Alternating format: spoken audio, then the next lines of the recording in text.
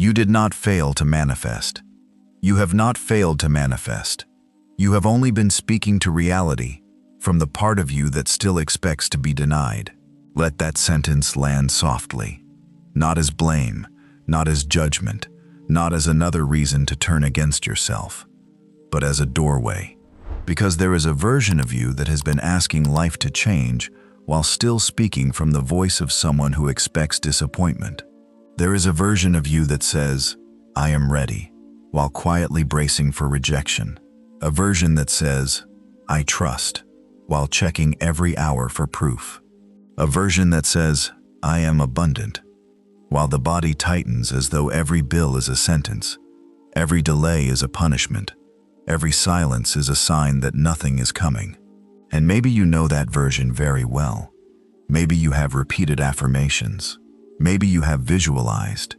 Maybe you have prayed, journaled, meditated, listened to teachings, studied the law, watched sign after sign, and still found yourself wondering in the quiet hours of the night, why has it not changed yet? Why do I still feel behind? Why does reality still look the same? Why does my life keep answering the old version of me? Tonight, we are not going to shame that question. We are going to follow it deeper, because the world you see is not only responding to the words you say, it is responding to the place within you from which those words are spoken. The sentence matters, but the state matters more. The affirmation matters, but the identity speaking it matters more. The prayer matters, but the version of you praying matters more. A wounded self can use divine language and still transmit fear. A tired self can say, "I believe," and still vibrate with the expectation of loss.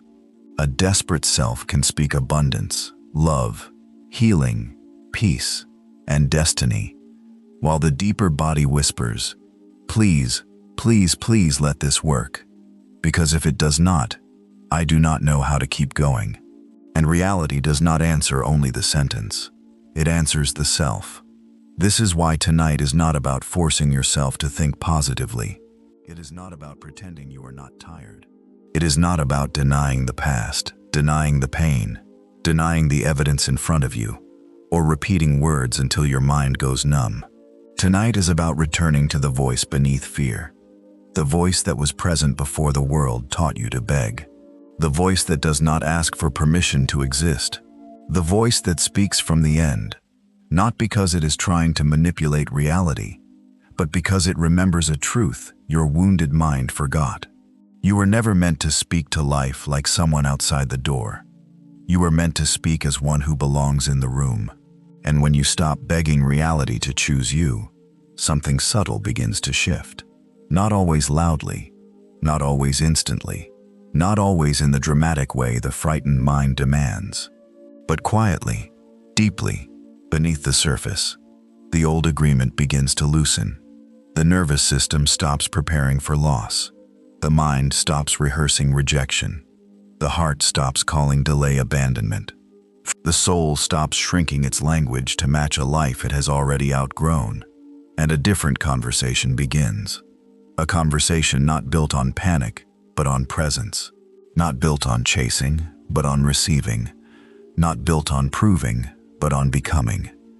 So tonight, as you listen, do not try to believe every word with force. Do not strain to feel mystical.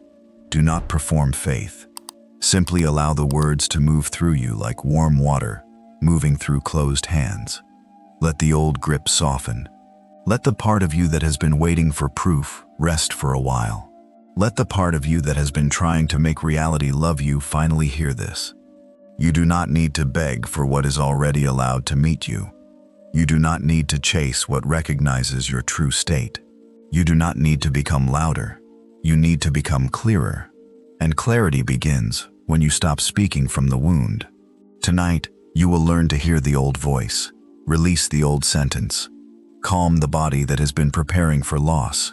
Stop checking the old world for permission, and speak from the version of you who already knows. Not the version who is pretending, not the version who is forcing, not the version who is performing spirituality while quietly collapsing inside. The version who knows, The version who has stopped abandoning themselves. The version who no longer asks reality, "Am I worthy yet?" and begins saying, "I remember who I am now."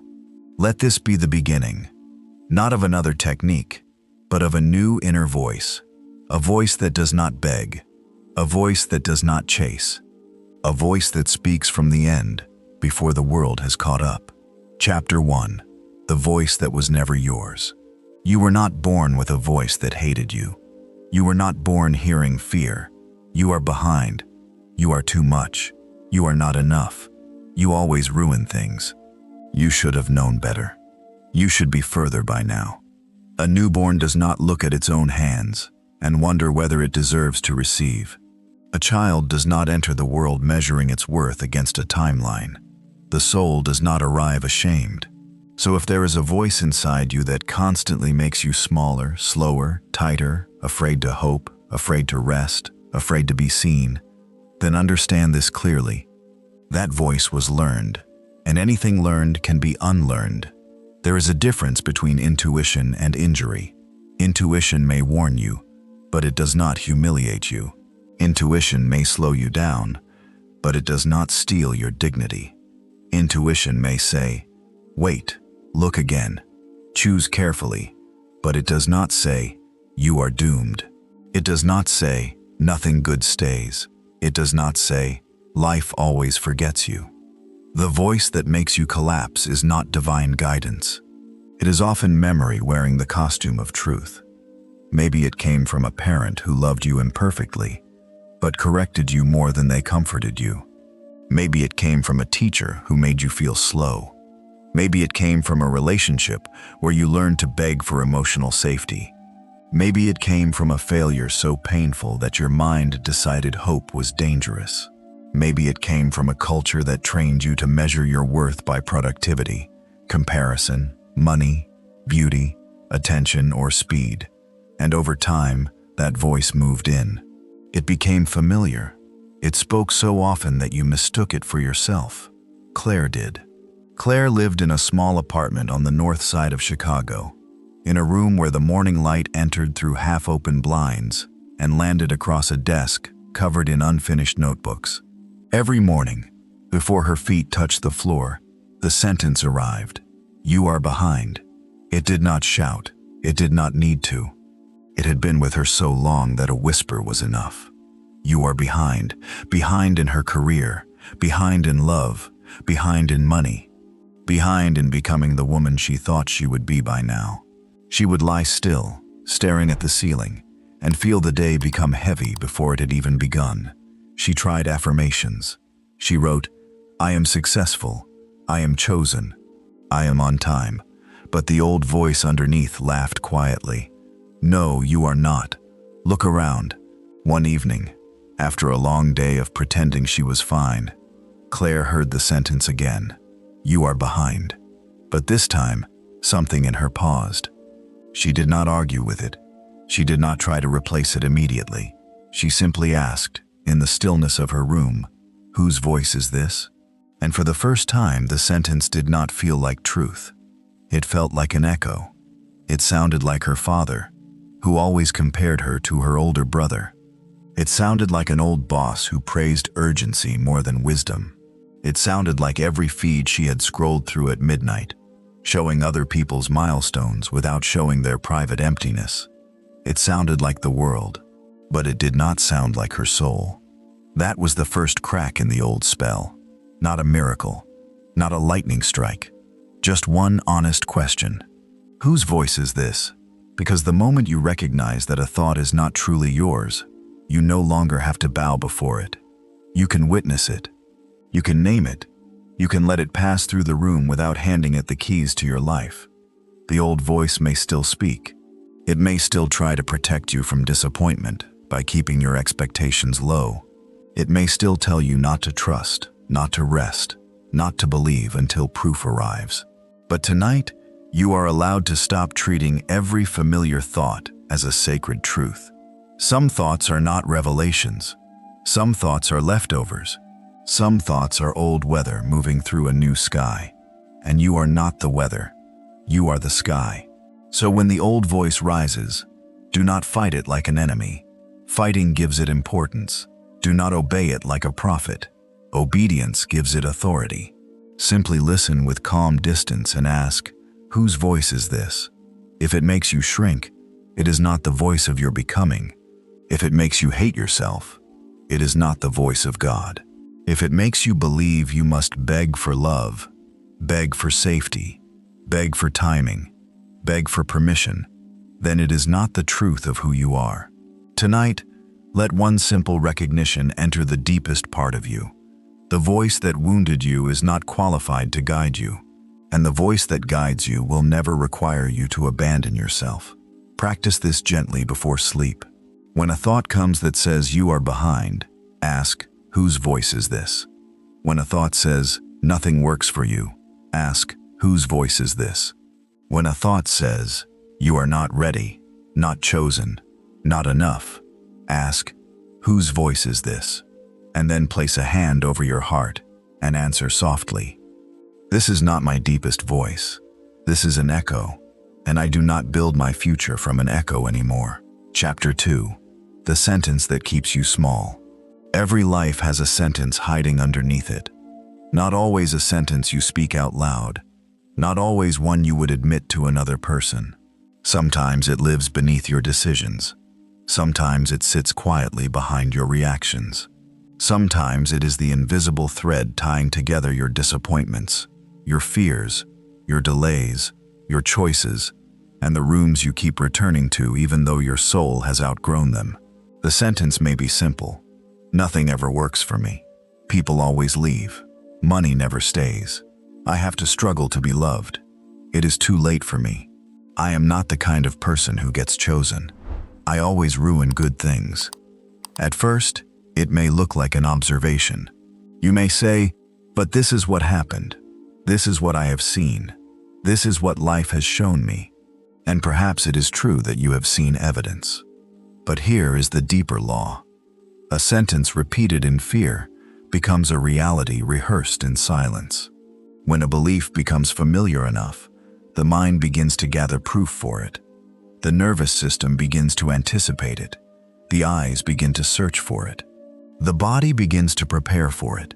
And slowly, without noticing, you stop living in the full field of possibility and begin living inside one sentence. One sentence becomes the room. One sentence becomes the filter. One sentence becomes the weather of your entire life. This is why two people can stand in the same doorway and see different futures. One says, this is an opportunity. Another says, this will hurt me again. The doorway is the same. The sentence is different. One person receives silence and says, I am being abandoned. Another receives silence and says, space is being created. The silence is the same. The sentence is different. One person receives a delay and says, I have been rejected. Another says, the timing is being refined. The delay is the same. The sentence is different. Reality is not only made of events, it is made of meanings. And the meanings you repeat become the atmosphere you breathe. Consider James, a man in his late 30s living outside Phoenix. He had built a life that looked functional from the outside. A job, a car, a calendar, a decent apartment. People thought he was steady, responsible, fine. But underneath everything, one sentence ran his life. I always have to do it alone. He did not remember choosing it. It had simply grown there.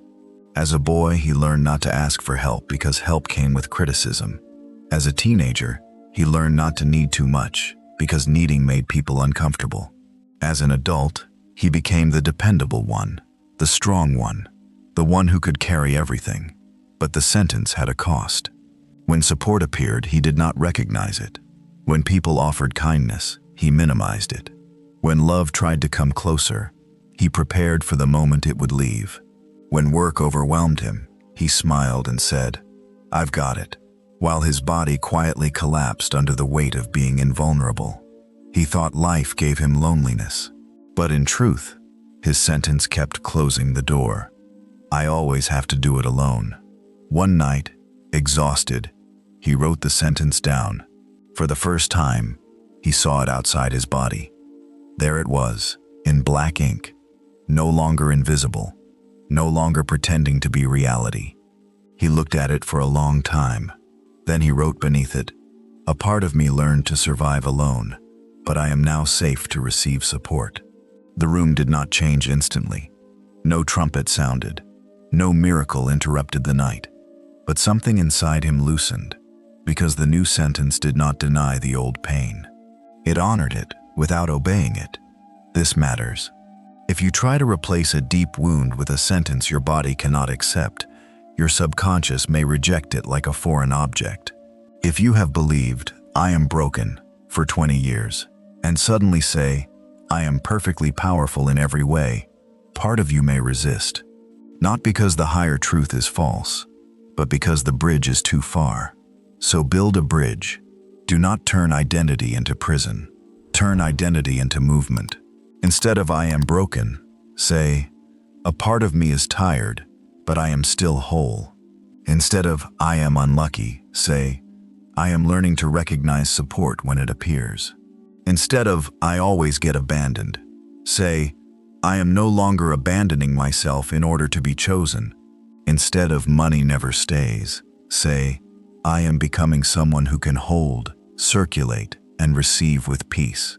Instead of "it is too late," say, "My timing does not need to look like anyone else's to be sacred." The old sentence wants to define you. The new sentence should liberate you. Tonight, find the sentence. Not with force, not with shame. Simply listen. What do you say when you are disappointed? What do you whisper after no one answers? What do you assume when an opportunity slows down? What do you call yourself when you make a mistake? There, in that moment, is the sentence. Do not fear it. You cannot release what you refuse to see. Write it down, look at it, breathe. Then say, "This sentence may describe what I survived, but it does not get to describe what I am becoming." A sentence built the small room. A sentence can open the door. Chapter 3. Stop asking from the wound. There is a way to ask that opens, and there is a way to ask that tightens the entire body into a prayer of panic. Many people think they are manifesting when they are actually bargaining with life from the wound. They say the right words. They repeat the affirmation. They write the desire. They speak of abundance, love, healing, timing, destiny. But underneath, the deeper sentence is not, "It is done." It is, "Please let this happen so I can finally feel safe. Please let them choose me so I can stop feeling abandoned. Please let money come so I can stop feeling punished. Please let my body heal so I can stop being afraid of myself. Please let the sign appear so I can believe I am not forgotten." There is nothing wrong with longing. Longing is human. Desire is sacred. Wanting a different life does not make you weak. But when desire becomes begging, it places the thing you want above the self that wants it. It says, "I am incomplete until this arrives." And that is where the wound begins to speak. Daniel lived in Austin and had studied manifestation for years. His bookshelf was full of underlined pages. His phone was full of saved quotes. Every morning he wrote the same sentence in his journal, "Money comes easily to me." But the moment he closed the notebook, he opened his banking app. Again and again. He refreshed the screen as if the numbers might suddenly become kinder. He checked invoices that had not been paid. He replayed conversations with clients. He calculated, recalculated, worried, tightened, and then returned to his journal in the evening to write, "I am abundant." But his body did not hear abundance. His body heard danger. The sentence on the page said, "Money comes easily." The state underneath said, "I am not safe unless something changes right now." And reality does not only hear what you say, it hears the self you are speaking from. This is not punishment. It is alignment. Life mirrors not just the language of your mouth, but the posture of your being. If the mouth says trust while the body says terror, the deeper transmission is terror. If the mouth says love while the identity says I am unwanted, the deeper transmission is abandonment. If the mouth says success, while the self-concept says I always lose, the deeper transmission is loss. This is why the work is not to speak louder. The work is to speak from a truer place. Before Daniel could change his money story, he had to stop using abundance language as a disguise for fear. He had to sit with the frightened part of himself and say, I see you. I know why you are scared. I know you have been trying to protect us by checking, calculating, preparing for disaster. But we are not going to ask from panic anymore. At first, this felt slower than affirming, less magical, less dramatic, but it was honest. And honesty is where real spiritual power begins. He began a new practice. Before writing any affirmation, he placed one hand on his chest and one hand on his stomach. He breathed until the body softened just a little. Then he said, I am not saying this to escape fear. I am saying this because I am returning to truth. Only then did he write. Not as a man begging money to rescue him, but as a man remembering he could become steady before the numbers changed. That steadiness changed his decisions. He stopped accepting work that came from desperation. He stopped delaying honest conversations. He stopped treating every bill like a verdict on his worth. He began to see possibilities he had been too panicked to notice. Was it magic? Perhaps, but not the magic of forcing the world. The magic of no longer abandoning himself at the altar of the outcome. This is the difference between wounded asking and embodied knowing. Wounded asking says, give this to me so I can become whole. Embodied knowing says, I am returning to wholeness, and from that wholeness I welcome what is aligned. Wounded asking says, please prove I am worthy. Embodied knowing says, I will no longer speak to myself as someone waiting to be approved. Wounded asking says, if it does not happen, I am nothing. Embodied knowing says, my worth is not on trial while life rearranges. Tonight, notice where you have been asking from the wound, not to judge it, to free it. Where have you said, I trust, while secretly preparing for abandonment? Where have you said, I am chosen, while still chasing someone who cannot meet you? Where have you said, I am abundant, while treating every dollar like proof of spiritual failure?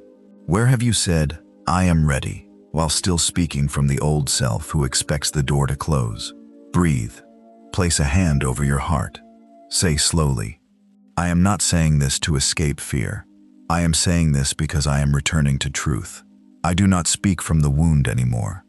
I speak from the part of me that remembers. Chapter 4. The end is not a place, it is a tone. The end is not somewhere far away. It is not a date on the calendar. It is not the day the money arrives. The message comes. The door opens. The body relaxes. The house is bought. The relationship changes. The opportunity appears. The world finally proves that you were right to believe. The end is not a place. The end is a tone. It is the tone of someone who no longer argues with their own worth. It is the tone of someone who has stopped asking every old circumstance for permission to become new. It is the tone of someone who does not need to perform certainty, because certainty has become quiet in the body. This is important, because many people misunderstand the idea of living from the end. They imagine it as a performance. They try to force excitement. They try to feel rich while panicking. They try to feel chosen while abandoning themselves. They try to act as if the desire is here, while secretly scanning the world for proof that it is not. But the true end is not frantic. The true end is calm. It does not shout, "Look, I believe." It does not keep checking whether belief is working. It does not chase signs like a person standing outside a locked door, begging the house to acknowledge them. The end feels like belonging. It feels natural. It feels like the nervous system has stopped treating the desire as a distant miracle and started treating it as a reality the self can hold. Imagine two people saying the same sentence. It is already mine. One says it with clenched hands, tight shoulders, a racing mind, and a secret fear that if they stop repeating it, the universe will forget. The other says it softly, once, then breathes. They do not collapse if the world is quiet. They do not refresh reality every minute. They do not keep digging up the seed to see whether it has grown. The words are the same. The tone is different. And the tone is the world you enter. Maya learned this after years of trying to force her future into form. She lived in Nashville and wanted to build a new life as a writer. Every morning she repeated, "I am a successful author." Every night she checked her email with a body full of dread. No reply from the agent, no update, no breakthrough. She called this faith, but it was actually pressure. She was not living from the end. She was staring at the end from a distance and demanding that it come closer. One night, tired from trying to believe, she asked herself a different question. If this were already done, how would I speak to myself tonight? The answer surprised her. She would not say, "Why is it not here?" She would say, "Rest. The work is still alive." She would not say, "You are failing." She would say, "Keep becoming the person who can hold the life you asked for." She would not say, "Prove it, prove it, prove it." She would say, "I trust what is forming even when I cannot see its face yet." That night, for the first time, she did not use her imagination to escape her life. She used it to change the voice inside her life. That is living from the end. Not pretending the room is different. Being different in the room. Not denying that the email has not arrived. No longer letting an empty inbox decide the tone of your identity. Not denying the bank account. No longer letting a number speak louder than your inner authority. Not denying the silence. No longer translating silence as rejection. The end is the version of you who does not need to be emotionally dragged around by unfinished evidence. The end is the tone that says, "I know who I am before the world updates."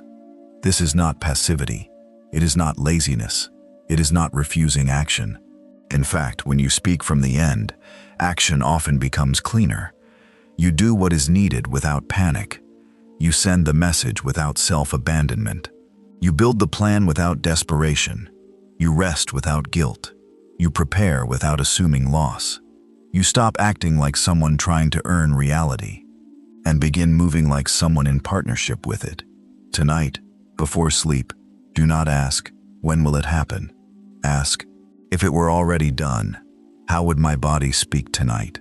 Would it soften? Would it stop rehearsing disaster? Would it forgive the delay? Would it choose rest? Would it say, 'I do not need to beg for what is already finding its way to me'?" Let that tone enter you. Not loud, not forced, not dramatic, quiet, steady, natural. The end is not where you arrive. The end is the tone you speak from before the world has caught up. Chapter 5. Speak to the nervous system first. Before your soul can receive, your body must stop preparing for loss. This is why some affirmations feel like lies.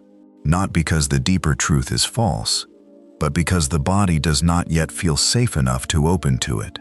You can say, "I am loved," but if the body remembers abandonment, it may tighten. You can say, "I am wealthy," but if the body associates money with danger, shame, instability, or punishment, it may resist. You can say, "I trust life," but if your nervous system has survived years of unpredictability, it may hear trust as a threat. The body is not your enemy. The body is not unspiritual. The body is the temple, where belief must become safe. Many seekers try to bypass this. They speak to the universe while ignoring the trembling child inside. They declare the desire while leaving the body in survival. They demand a new reality while the deepest parts of them are still guarding against the old pain. But the universe within you is not separate from the body that carries you. If your body is bracing, your energy is bracing. If your body is preparing for loss, your words ride on the frequency of loss. If your body believes receiving is dangerous, it may push away the very thing your mind says it wants. So before you speak to the stars, speak to the part of you that is still afraid of the dark. Before you command reality, comfort the self that learned to expect disappointment. Before you say, "It is done," say, "It is safe enough to soften." There was a man named Aaron who understood spiritual ideas beautifully. He listened to lectures on manifestation while driving across Los Angeles traffic. He could explain assumption, frequency, self-concept, subconscious programming. He knew the language, but every time something good began to happen, his body panicked. If a relationship became warm, he grew suspicious. If a business opportunity arrived, he imagined how it would collapse. If money increased, he waited for the unexpected expense that would take it away. He thought he had a faith problem, but he had a safety problem. Receiving did not feel peaceful to him. Receiving felt like the moment before loss. So his first practice was not to shout bigger affirmations. It was to teach the body that good things did not have to be followed by punishment. Each night, before speaking any desire, he slowed his breath and said, "My body does not need to fight this moment. I am safe enough to return to myself. I am safe enough to let this be good. I am safe enough to receive without preparing for the moment it disappears." At first, he did not fully believe it, but belief is not always a lightning strike. Sometimes belief is a nervous system hearing the same kindness enough times to stop flinching. Slowly, Aaron began noticing the pause between good news and fear. That pause became a doorway. In that doorway, he chose a new response. Instead of sabotaging peace, he breathed into it. Instead of looking for the hidden danger, he allowed the possibility that life could be gentle without a trap.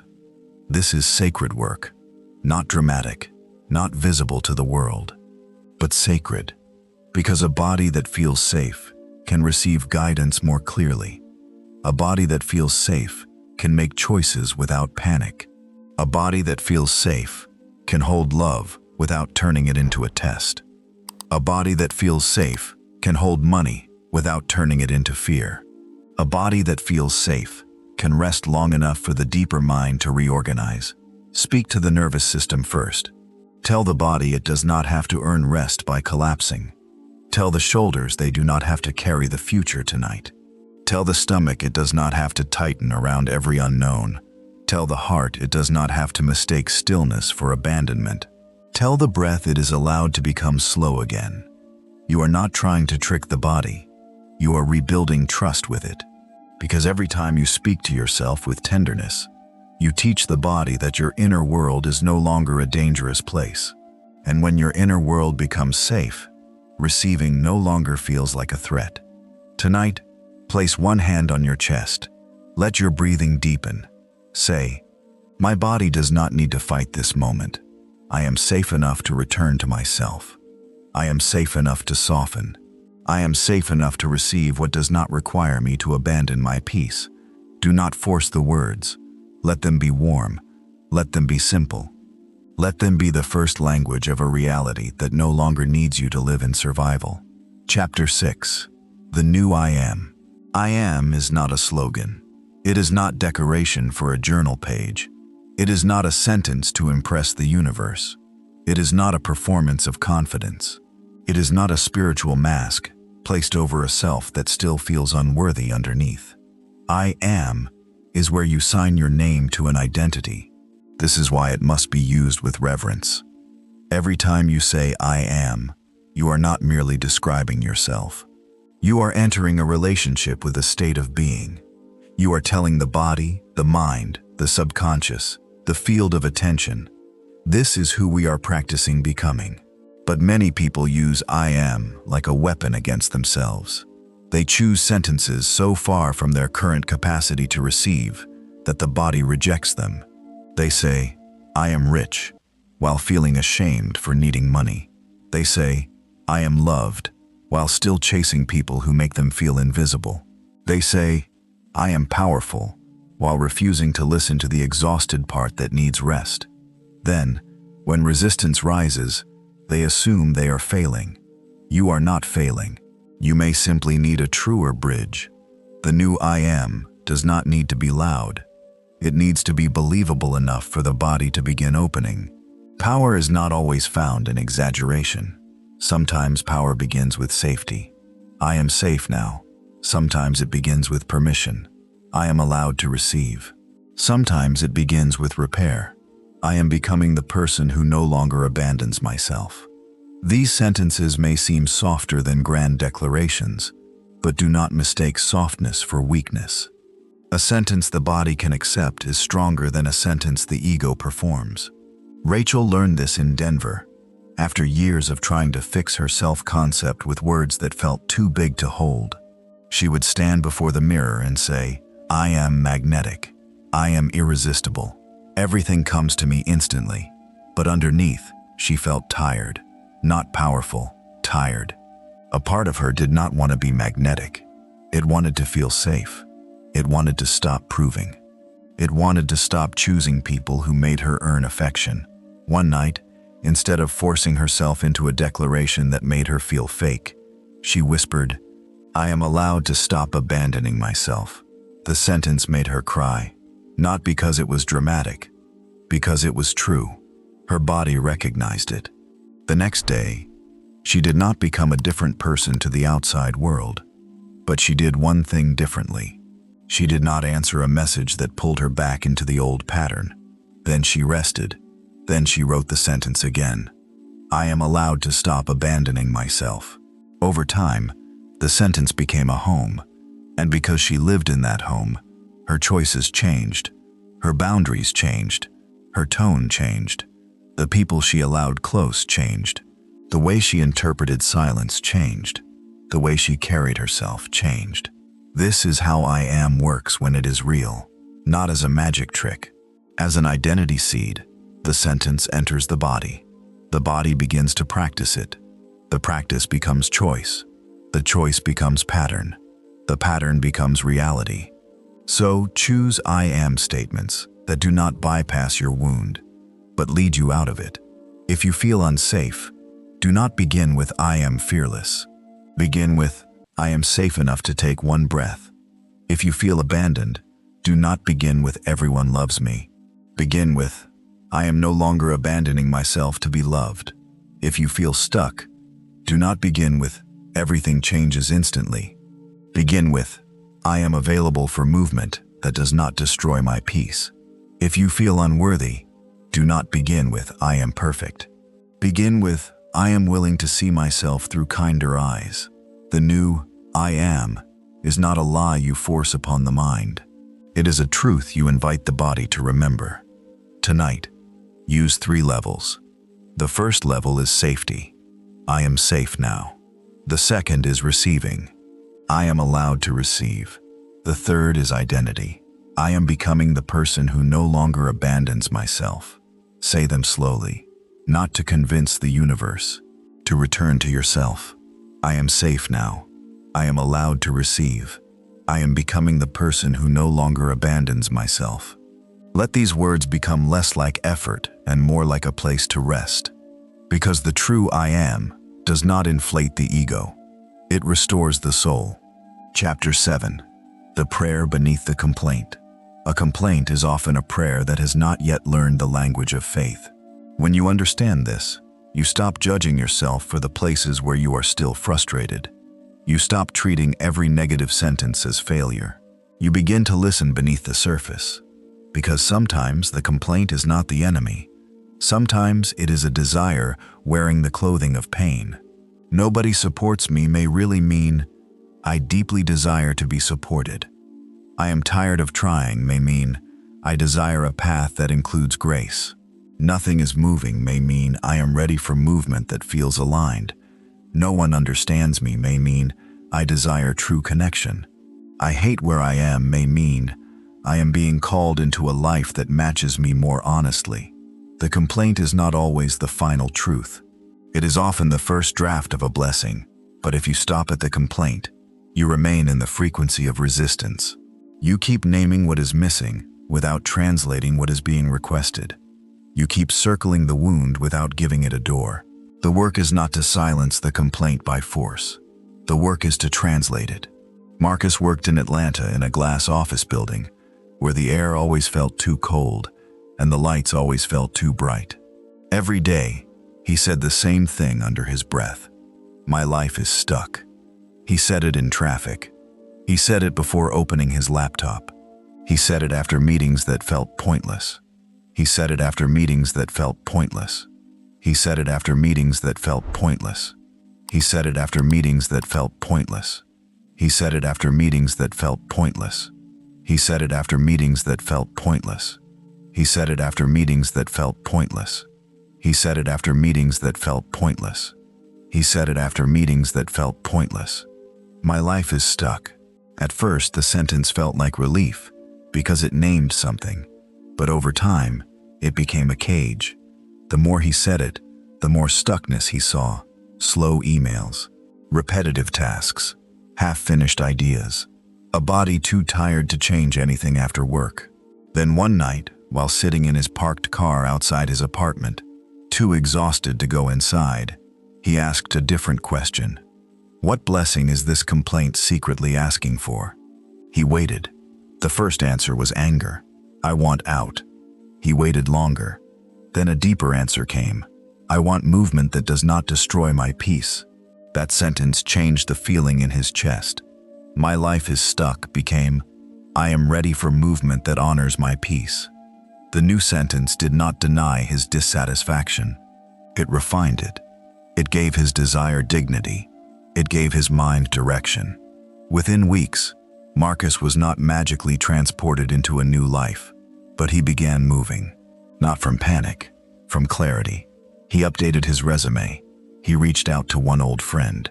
He cleared his evenings twice a week for a project he had abandoned. He stopped using exhaustion as proof that nothing could change, and began using it as information about the kind of change he actually needed. The complaint had become a compass. This is the sacred use of frustration. You do not have to pretend you love everything. You do not have to bless what is hurting you in a way that makes you passive. You do not have to call pain beautiful before you are ready. But you can ask what the pain is requesting. You can ask what desire is buried beneath the irritation. You can ask what blessing is trying to be born through the sentence you keep repeating. When you say, I am tired of being alone, perhaps the prayer is, I am ready for mutual love. When you say, I cannot keep living like this, perhaps the prayer is, I am ready for a life that supports my nervous system. When you say, I am sick of struggling with money, perhaps the prayer is, I am ready for a peaceful relationship with receiving, holding, and circulating resources. When you say, why does nothing ever work for me? Perhaps the prayer is, I am ready to recognize support in forms I used to dismiss. Do you see? The complaint becomes a doorway when it is translated. Tonight, do not attack the complaining part of you. Listen to it like a messenger who arrived out of breath. Ask, what are you really asking for? What blessing is hidden inside this frustration? What desire has not yet learned the language of trust? Then speak the translated prayer. Not, nobody supports me, but I am open to support that feels steady, mutual, and safe. Not, my life is stuck, but I am ready for movement that honors my peace. Not, nothing works, but I am available for a path that works with me, not against me. A complaint is a prayer before it remembers its own holiness. Tonight, help it remember. Chapter 8. Rename what you are living through. What you name a moment, you invite it to become. This is one of the quietest powers you possess. Not the power to deny what is happening, not the power to pretend pain is pleasure or confusion is clarity, but the power to choose a name that does not make you smaller than the moment. A delay can be called rejection, or it can be called preparation. Silence can be called abandonment, or it can be called integration. An ending can be called failure, or it can be called clearing. Loneliness can be called proof that no one wants you, or it can be called sacred space, where the old noise leaves the room. The event may be the same. The name changes the nervous system. The name changes the meaning. The name changes the posture from which you respond. This is not positive thinking in the shallow sense. It is not painting a smile over a wound. It is spiritual authorship. It is the recognition that your first interpretation is not always the highest truth. The frightened mind names everything according to the past. The awakened self names things according to possibility. Lauren had been waiting for a response to a proposal that mattered to her deeply. It was not only a professional opportunity, it represented a new identity, a door into the life she had been quietly preparing for. When 3 days passed with no reply, her old mind named it immediately: rejection. Her body followed. Her stomach tightened. Her breath shortened. She stopped writing. She checked her email every 10 minutes. She reread the proposal and found flaws everywhere. The old sentence rose: "This always happens." But this time, she paused. She had been practicing the art of naming. So instead of letting the first name become law, she wrote on a piece of paper, "This is not rejection, this is space." Then she crossed out space and wrote, "This is preparation." Then she sat with it until her body could breathe. The outer world had not changed. No email had arrived. No proof had appeared. But the inner world shifted from collapse to steadiness. And from steadiness, she took different action. She did not send a panicked follow-up. She did not abandon the project. She did not make the silence mean she was foolish for trying. She used the time to refine another idea. She cleaned her workspace. She went for a walk. She returned to her body. 5 days later, the reply came. It was not the answer she expected. The original proposal was not accepted in the form she had imagined, but the person offered a different opportunity, one more aligned than the first. Had she named the waiting as rejection, she might have spiraled into the old self and missed the next door. By naming it preparation, she remained available. This is the practice: not controlling every event, remaining sovereign over the meaning you give it. When you call confusion failure, you panic. When you call it transition, you listen. When you call a closed door punishment, you shrink. When you call it redirection, you stay in relationship with life. When you call solitude abandonment, you reach for what may not honor you. When you call it sacred clearing, you allow the wrong voices to leave. The old self names life quickly because it wants certainty. It would rather have a painful meaning than no meaning. But the new self can wait before naming. The new self can say, "I do not yet know what this is. And because I do not know, I will not call it my defeat." That sentence alone can save you from renewing old contracts with fear. Tonight, choose one thing in your life that you have named through pain. Maybe you called it rejection. Maybe you called it failure. Maybe you called it proof that you are not chosen. Maybe you called it too late. Hold it gently in awareness. Then ask, what else could this be called if I were not speaking from the wound? Could this be preparation? Could this be clearing? Could this be protection? Could this be timing? Could this be the space where my next self is forming? Then speak the new name slowly. This is not rejection. This is redirection preparing me for what can actually hold me. This is not abandonment. This is space making room for what does not require me to beg. This is not failure. This is information guiding me toward a truer path. This is not the end of my becoming. This is the place where I learn to name life from power. What you name a moment, you invite it to become. Name carefully. Name gently. Name from the end. Chapter 9. You do not receive what you chase. Chasing is a declaration. It tells life that what you want is running away from you. It tells your body that the desire is not natural, not available, not allowed to meet you unless you exhaust yourself first. It places the thing outside you on a throne and places you beneath it, negotiating, reaching, proving, shrinking, performing. Chasing may look like effort, but often it is fear in motion. This does not mean you stop acting. It does not mean you sit passively and call avoidance surrender.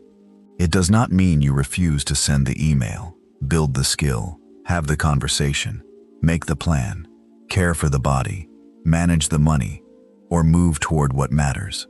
Action is not the problem. The state beneath the action is the key. There is action that comes from alignment, and there is action that comes from panic. Aligned action says, I am moving because this is mine to participate in.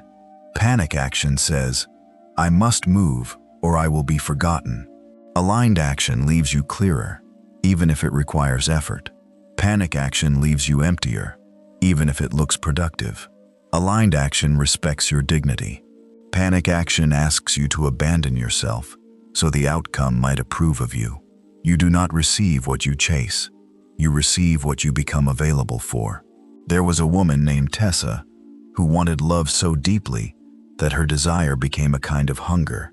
She lived in Miami and had built a life full of color, friends, work, movement, music, sunlight. From the outside, she seemed confident. But when it came to love, she chased. If someone replied slowly, she became smaller. If someone gave mixed signals, she tried harder. If someone offered crumbs, she turned them into meaning. She told herself she was being open, patient, understanding. But her body knew the truth. She was begging in elegant ways. One evening, after waiting all day for a message from someone who had never truly met her with consistency, she felt the familiar urge to reach out again, to be funny, to be casual, to pretend she needed nothing. Then she paused and asked, "What version of me is about to send this message?" The answer was painful, the abandoned one, so she did not send it. Instead, she placed the phone face down and whispered, "I release the need to make love happen through fear. I allow what is mine to recognize me." This did not instantly remove the ache, but it returned her dignity. And sometimes, dignity is the first manifestation. Because the moment you stop chasing, you begin to meet yourself again. You stop leaking power into what is not choosing you. You stop calling anxiety chemistry. You stop calling inconsistency mystery. You stop calling emotional starvation a spiritual test. You become available for what can actually arrive. Receiving is not laziness. Receiving is a state of unclenched readiness. It is the open hand, not the grasping fist. It is the clear yes and the clear no. It is the body saying, "I can welcome what is aligned without lowering myself to catch what is not." This applies to love, money, work, healing, opportunity, and timing. When you chase money from panic, every decision becomes an emergency. When you become available for abundance, you can act with clarity, ask with dignity, receive without guilt, and hold without fear. When you chase recognition, you perform. When you become available for true visibility, you create from substance. When you chase healing, you may hate the body for not changing fast enough. When you become available for healing, you cooperate with the body patiently. When you chase signs, you turn the universe into a nervous parent you keep demanding reassurance from. When you become available for guidance, you notice without gripping. Tonight, ask yourself where you have been chasing, not where you have been acting, where you have been abandoning peace in order to force an outcome. Then say, "I release the need to make this happen through fear. I allow what is mine to recognize me. I can move without chasing. I can desire without begging. I can care without collapsing. I can act without making the outcome my God." What is truly yours does not require the death of your dignity. What is truly aligned does not demand that you become less of yourself to receive it. Stop chasing. Become available. There is a difference, and your whole life can change inside that difference. Chapter 10. Stop checking. The 3D for permission. Do not ask old evidence for permission to become a new person. The world you see around you is often a record of who you have been, not a prophecy of who you must remain. The bank account may be old evidence. The unanswered message may be old evidence. The body pattern may be old evidence. The silence may be old evidence. The delay may be old evidence. The way people used to treat you may be old evidence. And if you keep checking old evidence to decide whether the new self is allowed to exist, you will keep placing your future under the authority of your past. This is the proof trap. It is one of the most common ways people abandon their manifestation before it has matured. They choose a new identity in the morning and then ask the old world by noon whether it agrees. They say, "I am chosen," then check the phone. They say, I am abundant, then stare at the account. They say, I am healing, then scan the body with fear. They say, I trust, then search the physical world for a sign that trust is safe. But the old world is not always qualified to confirm the new you. The physical world can lag behind the inner decision. This does not make the inner decision false.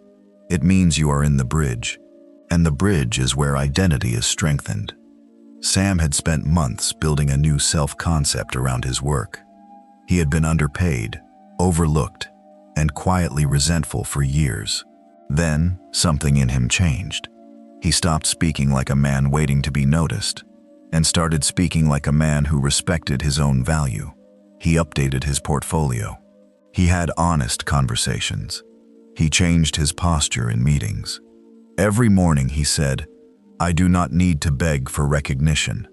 I bring value clearly and receive clearly. Then, after weeks of inner steadiness, an opportunity fell through. The old voice arrived immediately. See, nothing changes. This is the moment, not the moment of failure, the moment of decision. Would he let one piece of old evidence resurrect the old identity? Would he let a delay rename him powerless? Would he let the visible world pull him back into the self who expected to be overlooked? He sat in his car after receiving the news and spoke out loud. This is old evidence. I do not renew old contracts with my fear. I remain the man who respects his value. He did not say it with excitement. He said it with tired honesty. But he said it from a deeper place than reaction. 2 weeks later, a better opportunity appeared through a contact he had almost not reached out to. But the true manifestation had happened earlier, in the car, when old evidence knocked and the old self did not answer. Understand this clearly. The 3D is not your enemy. The physical world is not something to hate, deny, or escape. It is the arena where your state becomes embodied. It shows you patterns. It reveals where you still react. It gives you information, but it is not your master. Do not worship old evidence. Do not kneel before what has not updated yet. Do not let a temporary circumstance become the judge of your eternal identity. When the old world shows up, you do not have to panic. You can say, thank you for showing me what I used to believe. I am choosing again. This is how the new self stabilizes, not by never seeing contradiction, by no longer becoming the contradiction. When the phone is silent, you do not become abandoned. When money is delayed, you do not become cursed. When the body is tired, you do not become broken. When the door closes, you do not become rejected. When the evidence is old, you do not make it new by obeying it. You witness it. You breathe. You choose again. Tonight, release the need to check reality for permission. Say, this is old evidence. I do not renew old contracts with my fear. I do not ask the past who I am allowed to become. I do not let temporary form overrule eternal truth. I remain loyal to the version of me I am becoming, even here, especially here, because the bridge is not where manifestation fails. The bridge is where the new self learns to stand. Chapter 11. Gratitude before evidence. Gratitude after evidence is appreciation. Gratitude before evidence is alignment. But let this be understood with care. Gratitude before evidence is not denial. It is not pretending the problem does not exist. It is not forcing yourself to smile while the heart is breaking. It is not spiritual performance. It is not a way to shame your sadness or silence your honest desire. True gratitude is not a mask. True gratitude is a position. It says, I acknowledge what is here, but I will not let what is missing become the only thing I worship. It says, I can be honest about the unfinished and still recognize the invisible movement of life. It says, I am not waiting for form to arrive before I allow my state to rise. When you thank life only after it gives you what you want, gratitude remains a reaction. When you thank life while something is still forming, gratitude becomes a bridge between the unseen and the seen, between trust and form, between the version of you who waits for permission and the version who chooses the state before the world confirms it. Olivia practiced this during one of the most uncertain seasons of her life. She lived in Portland, where rain tapped against the windows for weeks at a time, and her life felt suspended between who she had been and who she could not yet prove she was becoming. Her business was not growing the way she hoped. Her relationships felt distant. Her mornings carried a heaviness she could not quite name.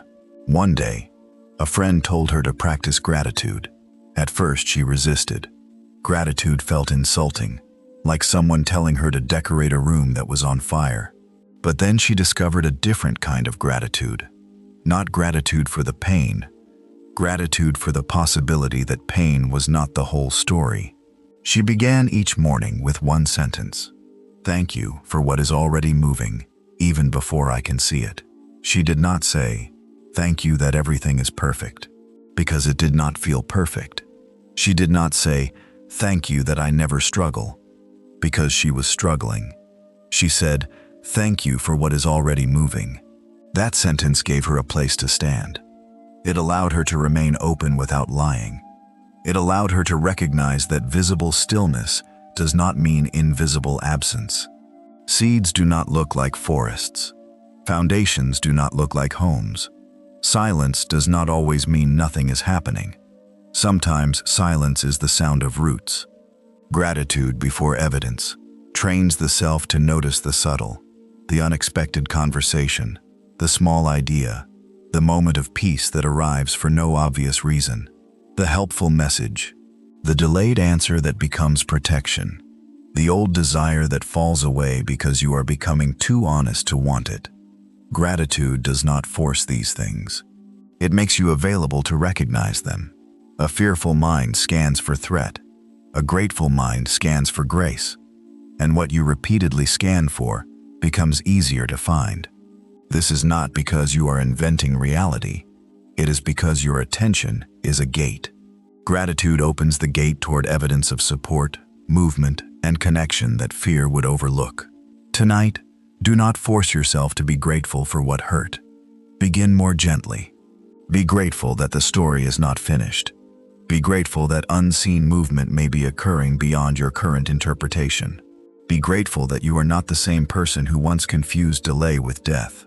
Be grateful that some doors did not open because they were too small for who you are becoming. Be grateful that the new voice is beginning, even if softly. Say, "Thank you for what is already moving, even before I can see it. Thank you for the doors forming beyond my current sight. Thank you for the support I am becoming able to receive. Thank you for the timing that protects what my urgency would rush. Thank you for the version of me who no longer needs proof to practice peace." Let gratitude become less like a demand and more like a breath. Not, "Thank you so that I can get," but, "Thank you because I am already returning to the state that receives." Gratitude before evidence is not denial. It is choosing the frequency before the form arrives. Chapter 12. The door called forgiveness. Forgiveness is the moment you stop letting pain name you. It is not the moment you pretend nothing happened. It is not the moment you excuse what broke your trust. It is not the moment you force yourself to be peaceful so other people can feel comfortable. It is not weakness. It is not surrendering your boundaries. It is not allowing the past back into your home. Forgiveness is a doorway back to authorship. It is the moment you say, "This happened, but it does not get to decide what I call myself forever." Pain has a way of naming people. After betrayal, it may name you unchosen. After failure, it may name you incapable. After abandonment, it may name you too much. After criticism, it may name you unsafe to be seen. After loss, it may name you cursed. And sometimes, without realizing it, you begin speaking to yourself with the name pain gave you.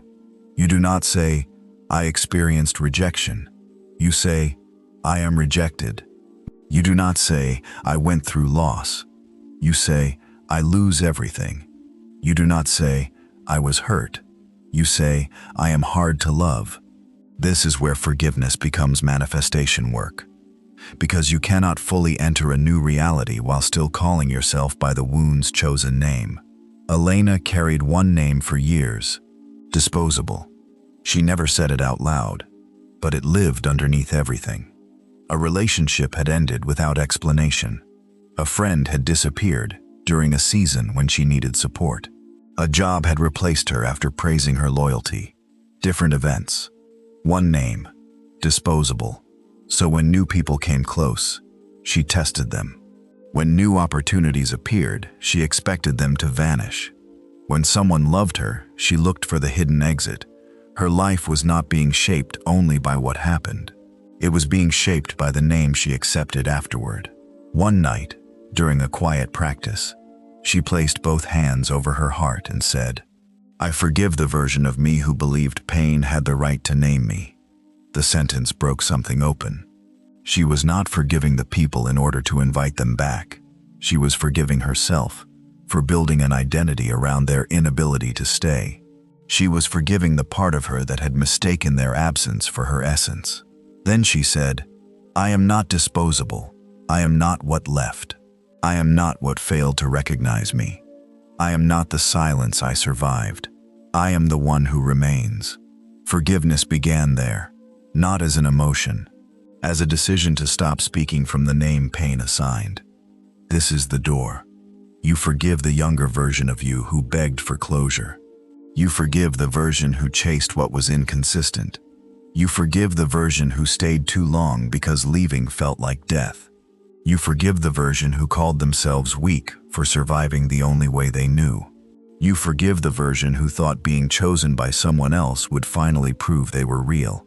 You forgive the version who did not know yet, and then you stop using their survival language as your future language. This does not mean you never feel grief. Grief may still come. Anger may still come. Memory may still visit, but they no longer sit on the throne. They no longer get to speak first.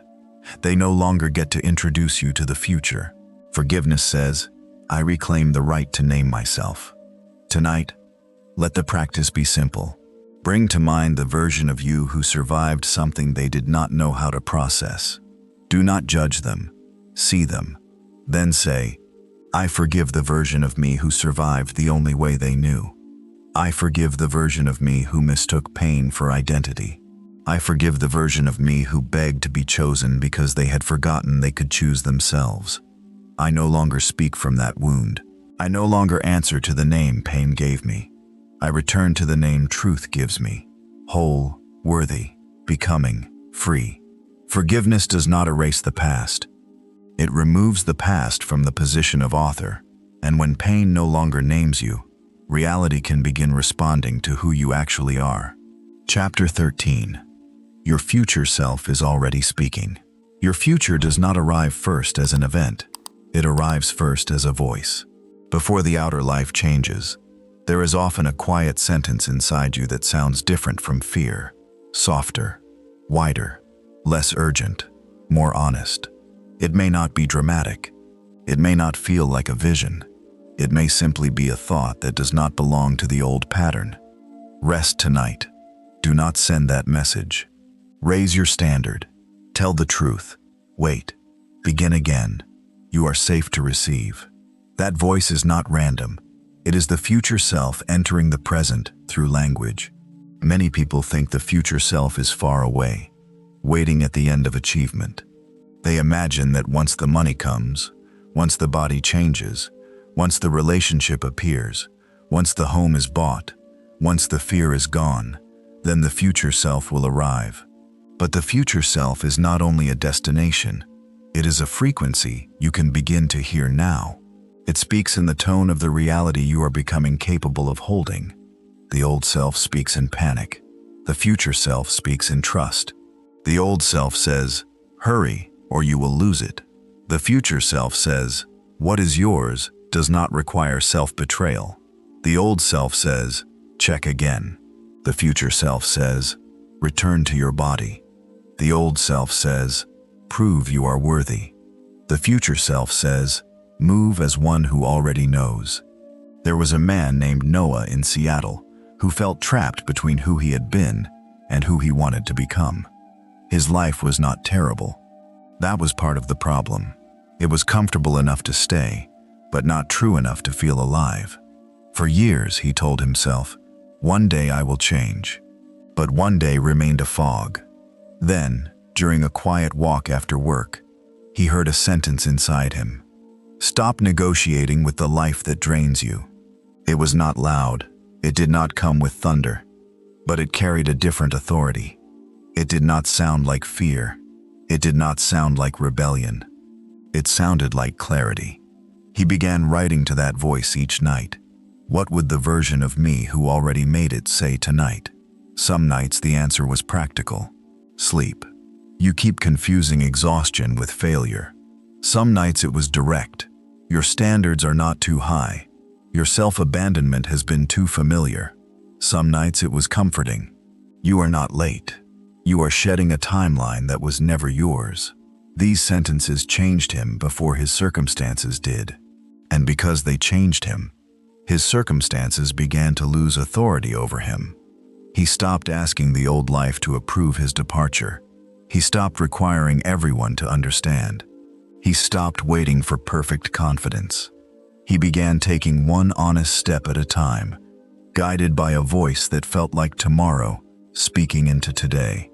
This is how the future self calls you.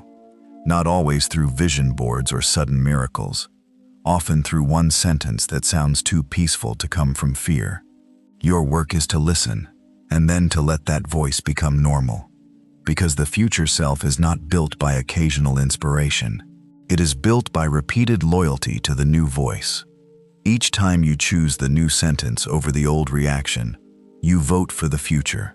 Each time you rest instead of spiraling, you vote for the future. Each time you do not chase what makes you feel small, you vote for the future.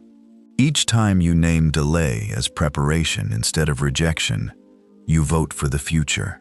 Each time you speak from the end, before the world has caught up, you vote for the future.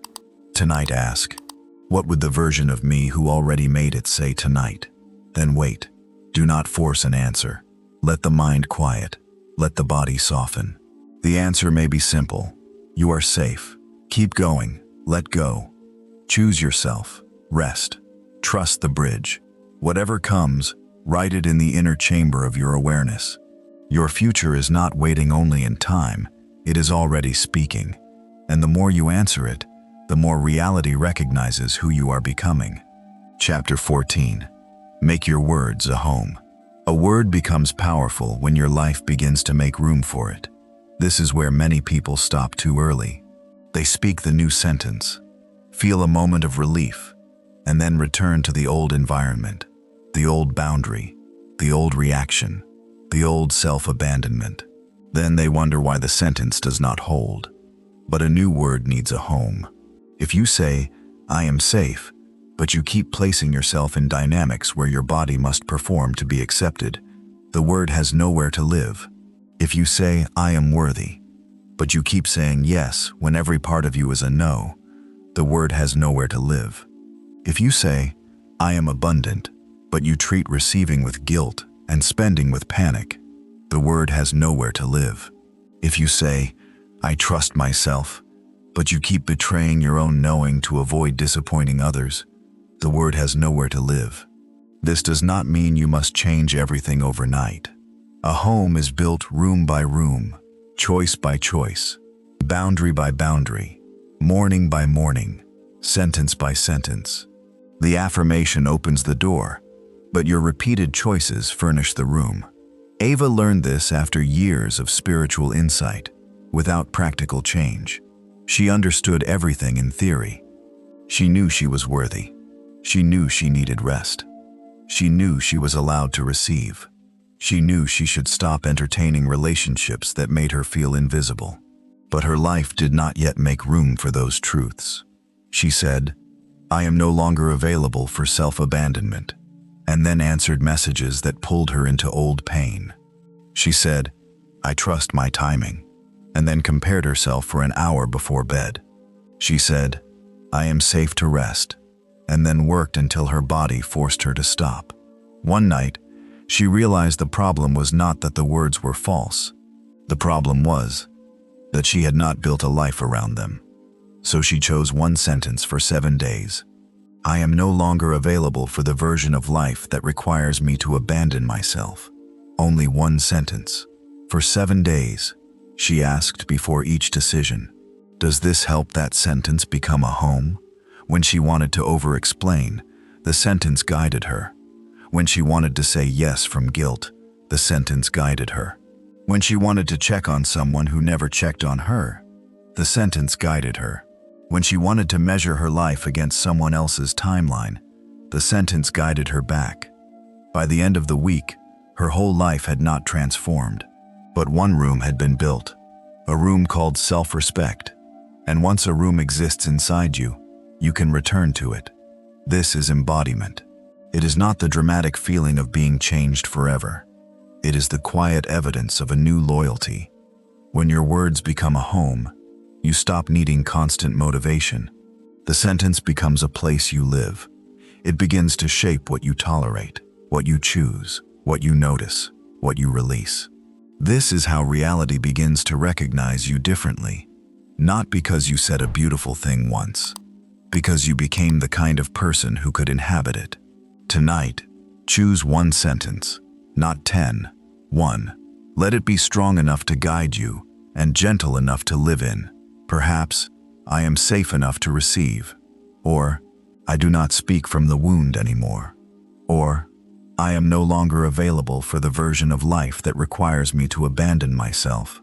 Or, I trust what is becoming, even before I can see it. Choose one, then ask, what would tomorrow look like if I made room for this sentence? What would I stop checking? What would I stop chasing? What would I stop explaining? What would I allow? What would I protect? What would I release? A word becomes powerful when your life begins to make room for it. Do not only speak the new reality, prepare a place for it to stay. Chapter 15. When reality tests your new voice. The old world will knock one more time to see if the old you still lives there. This is not a threat. It is a recognition. When you begin to change your inner voice, reality may not update immediately. A bill may still arrive. A person may still be silent. A pattern may still appear. A delay may still test your patience. The body may still have a tired day. The opportunity may still move slowly. The outer world may still carry echoes of the identity you are leaving. This is where many people turn back. Not because they are weak, because they misunderstand the bridge. They think, if I changed, the world should instantly prove it. But sometimes, after you change, the old evidence appears not to punish you, but to reveal whether you will still answer from the old place. This is the test of the new voice. Not a cruel test from a distant universe. A natural test of identity stabilization. Can you remain the new self when the old pattern speaks? Can you stay in the end when the 3D looks unfinished? Can you keep your dignity when desire is delayed? Can you refuse to renew old contracts with fear? Jordan experienced this after deciding to stop speaking from scarcity. For weeks, he practiced a new relationship with money. He stopped calling himself bad with money. He stopped treating bills like enemies. He began saying, I am learning to hold resources with peace. I am available for wise receiving. I do not make money my judge. Then his car broke down. The repair cost was more than he expected. The old voice arrived immediately. See, you are cursed. Money never stays. This always happens. He felt the familiar drop in his stomach, the anger, the shame, the spiritual disappointment. A part of him wanted to say, nothing works, and make the event mean the new identity had failed. But he paused. In the parking lot of the repair shop, with the estimate in his hand, he whispered, I see the old pattern, but I do not belong to it anymore. Then he breathed. He did not pretend the cost was pleasant. He did not deny the inconvenience. He did not force gratitude for something he did not enjoy. He simply refused to let the event rename him. That was the victory. Not that the car was fixed for free. Not that money appeared from the sky. The victory was that the old world knocked, and he did not invite the old self to move back in. This is what you must understand. A trigger is not proof you failed. A delay is not proof nothing is working. A difficult day in the body is not proof you are broken. A moment of fear is not proof you have lost your power. It is a moment of choice. The old self wants to use every contradiction as evidence. The new self uses contradiction as practice. When the message does not come, practice not becoming abandoned. When the money is delayed, practice not becoming powerless. When the plan changes, practice not becoming unsafe. When someone misunderstands you, practice not becoming invisible. When the body is tired, practice not becoming your fear of the body. You are not measured by whether reality ever shows you old evidence. You are measured by whether you still obey it. Tonight, prepare for the knock, not with dread, with awareness. The old world may knock through a thought, nothing is changing. Through a circumstance, here is the same pattern again. Through a person, are you still available for crumbs? Through a delay, will you call this rejection again? And when it knocks, you will breathe and say, I see the old pattern, but I do not belong to it anymore. I see the old evidence, but I do not renew my fear. I see the old doorway, but I do not live there now. I have changed my voice. I have changed my name. I have changed the self from which I speak. Let the old world knock. You do not have to answer as the old you. Chapter 16. The silence after the declaration. Say it once from truth, then let silence prove you trust it. This may be one of the hardest practices for the mind that has survived through control. The mind wants to repeat because it is afraid the universe will forget. It wants to check because it is afraid. Silence means nothing is happening. It wants to explain, defend, refresh, measure, ask again, look again, push again, just to feel that something is being done. But there is a kind of spiritual maturity that begins after the declaration, not before it, after, when you have spoken the truth and the world has not yet responded. When you have chosen the state and the evidence still looks old. When you have planted the seed and the soil is still dark. This is where silence becomes the practice, not empty silence, trusting silence. The silence after the declaration is where the subconscious absorbs the new command. It is where the body learns you are not going to dig up the seed every hour. It is where the old addiction to proof begins to weaken. It is where the new self becomes familiar without performance. A person who knows does not argue endlessly. They state. They rest. They move when moved. They do not keep begging the mirror to change before they change the face they bring to it. Sophia had always been a repeater. When she wanted something, she filled the space with words. She prayed until she was exhausted. She journaled until her hand hurt. She asked friends what they thought. She checked signs. She looked for numbers. She pulled cards. She refreshed. She searched. Underneath all of it was one fear. If I stop thinking about it, it will not happen. Then one night, she heard a quieter wisdom. If you trusted it, you would not strangle it. The sentence humbled her. She realized she had been calling obsession devotion. She had been calling anxiety alignment. She had been calling control faith. So she practiced something terrifyingly simple.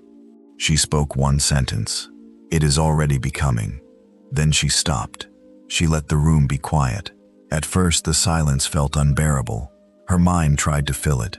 But what if? When? How? Are you sure? Should we do more? Should we check? She placed a hand on her heart and returned to the sentence. It is already becoming. Then silence. Again. Not as punishment, as trust. Over time, silence stopped feeling like absence. It began to feel like soil, like warmth beneath the surface, like a hidden intelligence doing what her panic could never do. This is the final movement of speaking from the end. The declaration, then the rest, the word, then the trust, the choice, then the refusal to worship evidence. Tonight, let this be your practice. Speak softly. It is already becoming. Now pause. Let there be space. Let the body listen. Let the mind notice its urge to chase. Let the heart remain open without reaching. Then say, I do not need to chase it. I do not need to beg for it. I do not need to prove I am worthy of it. I allow it to meet me as the person I am becoming. And again, silence. Do not rush to fill it. The old self fears silence because it is called silence abandonment. The new self understands silence as integration. The old self fears waiting because it is called waiting rejection. The new self understands waiting as becoming. The old self fears not knowing because it has called uncertainty danger. The new self understands uncertainty as the field where form is still arranging itself. Say it once from truth, then let silence prove you trust it. This is not giving up. This is letting the seed remain planted. This is letting the new voice become normal. This is letting reality move without being strangled by fear. Rest now in the space after the sentence. It is already becoming, and you do not need to beg. Conclusion. Reality answers the voice you keep. From this moment forward, begin to notice the voice you keep. Not only the voice you use when you feel inspired, not only the voice you use when the room is quiet, the candle is lit, the journal is open, and the music is soft. Notice the voice you use when something is delayed. Notice the voice you use when the message does not come. Notice the voice you use when money feels uncertain, when the body feels tired, when someone misunderstands you, when an old pattern appears, when the world looks exactly the way it looked before you decided to change. That is where the real work lives, not in the perfect sentence spoken once, but in the repeated voice you return to when life is unfinished. Because reality answers the voice you keep. If you keep the voice of the abandoned self, you will find abandonment even in silence that means nothing. If you keep the voice of the rejected self, you will find rejection even in redirection. If you keep the voice of the scarce self, you will find danger even in movement. If you keep the voice of the powerless self, you will ask old evidence for permission every time you try to become new. But if you keep the voice of the one who remembers, your world begins to change from the inside out. You stop treating every delay as a verdict. You stop turning every silence into a wound. You stop calling every ending a failure. You stop begging people, money, timing, opportunity, and proof to tell you who you are. You begin to speak from the end, not loudly, not desperately, not as a performance, but as a quiet return to the self that was never truly lost. You say, "This voice is not mine. This sentence does not define me. I do not ask from the wound. The end is a tone, and I choose it now. My body is safe enough to receive. My I am returns me to myself. My complaint becomes a prayer. My delay becomes preparation. I do not chase what is mine. I do not ask the old world for permission. I give thanks before evidence. I forgive the self who survived. I listen to the future already speaking. I make my words a home. I do not answer the old knock as the old me. I speak, and then I trust the silence." This is not the end of your practice. It is the beginning of a new conversation. A conversation you will have in the morning, before your feet touch the floor. A conversation you will have in the car, in the shower, at the desk, in the store, in the waiting room, in the quiet moments when no one else can hear the sentences that build your world. And when you forget, return gently. Do not use this teaching as another weapon against yourself. If the old voice appears, you have not failed. If fear rises, you have not failed. If you check the evidence, if you slip into the old sentence, if you speak from the wound for a moment, you have not failed. You have noticed. And noticing is the doorway back. Return, again and again. Return to the voice that does not beg. Return to the tone that does not chase. Return to the body that is learning safety. Return to the self that no longer abandons itself to be chosen. Tonight, let the final sentence move through you slowly. When I stop speaking from the wound, reality stops answering my pain and begins responding to the power I finally remembered. Say it again, softer. When I stop speaking from the wound, reality stops answering my pain and begins responding to the power I finally remembered. And one more time, as if speaking from the end, I do not beg reality anymore. I return to myself, and life begins to move from there.